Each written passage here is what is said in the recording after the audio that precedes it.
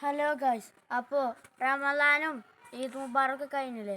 അപ്പോൾ ഇന്നത്തെ ഞങ്ങൾക്ക് കൂട്ടാൻ എന്താ സ്പെഷ്യൽ എന്ന് വെച്ചാൽ വാ.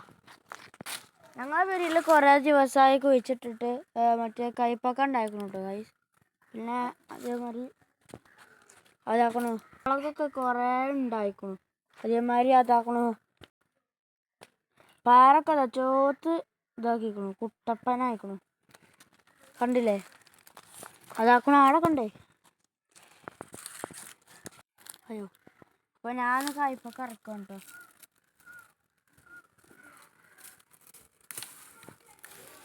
ഇതാക്കണു നല്ല കുട്ടപ്പനായിക്കണു കേട്ടോ, കുട്ടപ്പനായിക്കണു. എൻ്റെ പോലത്തെ പച്ചക്കറി കുഴിച്ചിട്ടാണ് കുട്ടികളുണ്ടെങ്കിൽ ഒരു കമൻറ്റ് ബോക്സിൽ പറയാ. അയ്യോ, അതേമാതിരി തക്കാളി കുറച്ചൊക്കെ ഉണ്ടാക്കണം. ചോത്ത് കുട്ടപ്പനായിട്ടില്ല എന്നുള്ളൂ. അതേമാതിരി ഇതാക്കണം. ഇവിടെയൊക്കെ പെയർ ഇതാക്കണു.